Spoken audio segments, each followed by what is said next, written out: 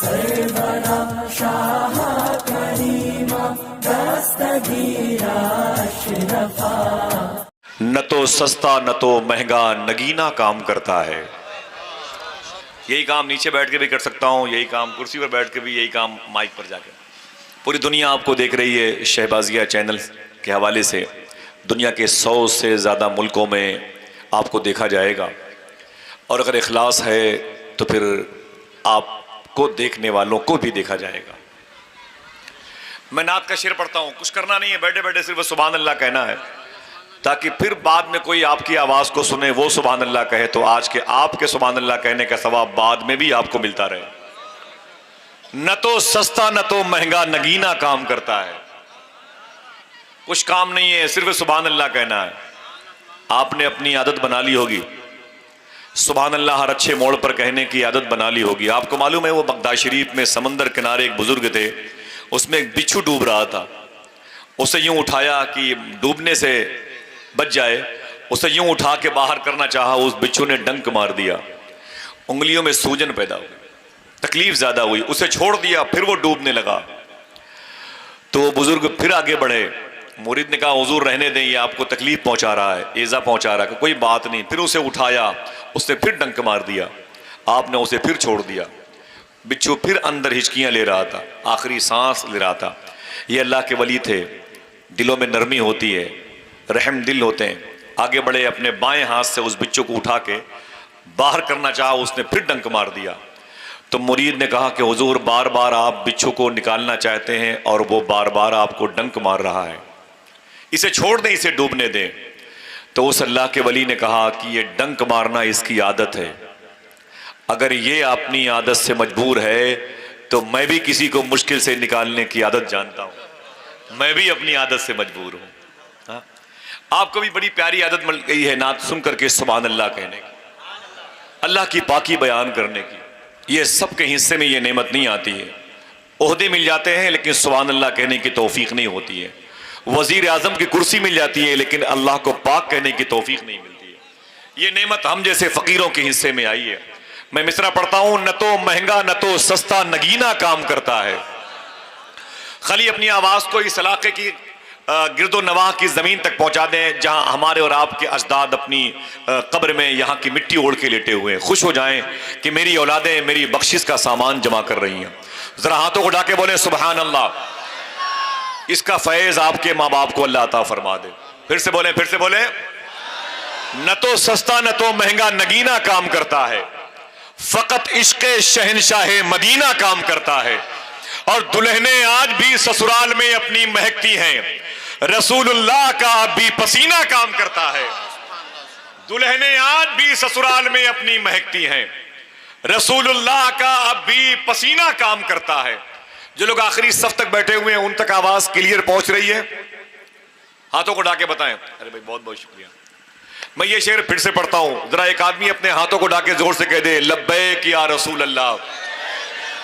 کیا فرمایا حضرت نے حضور کے زندہ ہونے کے بارے میں، مقام محمود کے بارے میں، مقام اختیار اور مقام شفاعت اور مقام حیات مصطفیٰ کے بارے میں. یہ وہابیہ دیابنا کیا کا عقیدہ ہے کہ حضور یہ نہیں جانتے، حضور یہ نہیں جانتے، حضور یہ نہیں جانتے. ارے حضور تو حضور ہیں، حضور کے جاننے کے بارے میں کیا کہنا ہے؟ ایک شخص کہتا ہے، جو کہتا ہے حضور یہ نہیں جانتے، اس کو پتہ ہی نہیں کہ اس کے اس نہ جاننے کو بھی حضور جانتے.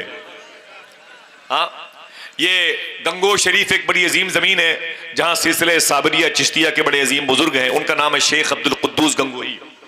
بڑے عظیم بزرگ ہیں. وہ ان کی ایک عادت تھی، وہ جس گھر میں قدم رکھتے تھے پہلے حضور کی نعت پڑھا کرتے تھے. جس گھر میں قدم رکھتے پہلے حضور کی نیاز کرتے تھے. جہاں بھی جاتے نظر و نیاز کی محفل. تو وہابیہ دیابنا کے لوگ انہیں کہتے تھے یہ بدعتی ہے، یہ بدعتی ہے، یہ بدعتی ہے. وہ خاموش رہتے تھے. ایک مرتبہ ان کا ایک مرید مدینہ پاک جا رہا تھا، تو شیخ عبد القدوس گنگوئی کہتے ہیں کہ مدینہ پاک جانا تو حضور کی بارگاہ میں میرا سلام بول دینا. محبت سے بولے. کیا کہا؟ حضور کی بارگاہ میں میرا، بولے حضور کی بارگاہ میں میرا سلام بول دینا. مرید کہتا ہے جی حضور. جب شیخ عبد القدوس گنگوئی کا مرید آگے بڑھا نا، جب حضور کے دربار میں گیا تو اس نے کہا اے میرے آقا، اے میرے داتا، اے میرے شفیع، آپ کو میرے پیر شیخ عبد القدوس گنگوہی نے سلام عرض کیا ہے. سنیں آپ، حضور کی قبر شریف سے آواز آئی اپنے پیر بدعتی کو میرا بھی سلام بول دینا۔ دیکھیں آپ یہاں بدعقیدوں نے کیا کہا، حضور کو خبر ہو گئی، حضور کی قبر شریف سے آواز آئی اپنے پیر بدعتی کو میرا بھی سلام بولنا۔ مرید جب مدینہ پاک سے واپس آیا اپنے پیر شیخ عبد القدوس گنگوہی کی خانقاہ میں، تو اس نے سلام کیا اور قدم بوسی کی، تو پیر صاحب نے کہا یہ بتا تو نے حضور کی بارگاہ میں میرا سلام پیش کر دیا ہے؟ تو نے حضور سے کہا کہ میرے عبد القدوس نے مجھے سلام لے کے بھیجا ہے؟ تو وہ کہتے ہیں جی حضور، میں نے حضور سے کہا ہے کہ عبد القدوس گنگوہی نے آپ کو سلام بولا ہے۔ تو عبد القدوس فرماتے ہیں کہ یہ بتا پھر حضور نے کیا کہا؟ اور حضور نے کیا کہا تھا؟ اپنے پیر بدعتی کو میرا سلام بولنا۔ اب مرید کو حیا آ گئی، شرما گیا کہ یار وہ اپنے پیر کو میں کیوں پیر بدعتی کہوں؟ تو مرید نے کہا کہ حضور جب میں نے آقا کریم کی بارگاہ میں آپ کا سلام پیش کیا تو شیخ عبد القدوس کہتے ہیں کہ پھر حضور نے کیا کہا؟ کہا حضور جیسے میں نے کہا کہ آقا آپ کو میرے آقا شیخ عبد القدوس گنگوہی نے سلام عرض کیا ہے، تو حضور کی قبر شریف سے آواز آئی اپنے پیر کو میرا بھی سلام بول دینا۔ وہ بدعتی کاٹ دیا، لفظ بدعتی کاٹ دیا۔ جیسے اس نے کہا کہ حضور کی قبر شریف سے آواز آئی تھی اپنے پیر کو میرا بھی سلام بولنا، تو شیخ عبد القدوس فرماتے ہیں چپ، ایسا مت کہہ، جیسا حضور نے کہا ویسا کہہ۔ جب ان کے گدا بھر دیتے ہیں شاہان زمانہ کی جھولی، محتاج کا جب یہ عالم ہے، ہاتھوں کو اٹھا کے بولو مختار کا عالم کیا ہوگا؟ جس کا عقیدہ ہے زور سے بولے محتاج کا جب یہ عالم ہے۔ شعر سنے کہ نہ تو سستا نہ تو مہنگا نگینہ کام کرتا ہے، فقط عشق شہنشاہ مدینہ کام کرتا ہے، دلہنیں آج بھی سسرال میں اپنی مہکتی ہیں، رسول اللہ کا اب بھی پسینہ کام کرتا ہے۔ اے دنیا والو تیرے مکتبوں میں لگ گئے تالے، نبی کا علم تو سینہ بسینہ کام کرتا ہے، نبی کا علم تو سینہ بسینہ کام کرتا ہے۔ بہت بہت شکریہ آپ حضرات کا، مجھے تو خواب جیسا لگ رہا ہے۔ میرے یہ بھائی بیٹھے ہوئے ہیں، ان کے سینے پر حضور کی محبت کا یہ بلہ لگا ہوا ہے۔ حضرت دل سے دعا کریں کہ جن بچوں نے یہ محفل سجائی ہے انہیں اللہ جلد غوث پاک کا دربار دکھا دے، اور جن بزرگوں نے اس میں شرکت کی ہے، بچوں نے، بھائیوں نے، اللہ ان کو بھی اس قافلے کا حصہ بنا دے۔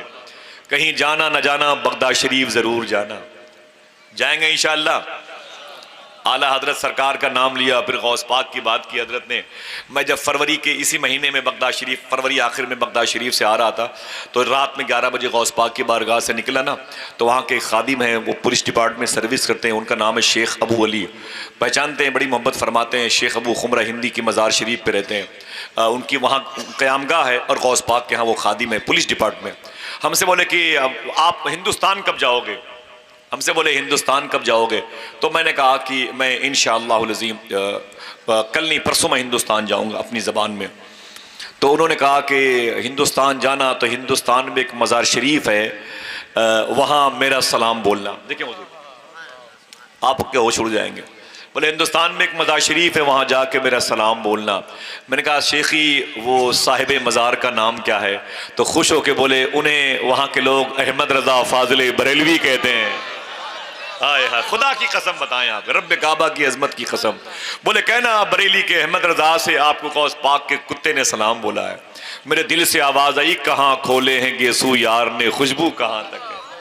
اللہ اللہ اللہ، زندگی بھر حضور غوث پاک کو اعلیٰ حضرت نے نہیں چھوڑا، یہی وجہ ہے کہ پھر غوث پاک نے اپنے لاڈلے احمد رضا کو نہیں چھوڑا، اور جس نے اعلیٰ حضرت کو چھیڑا ہے اس کو بھی غوث اعظم نے نہیں چھوڑا ہے۔ سمجھ رہے ہیں آپ؟ ماشاءاللہ، بہت بہت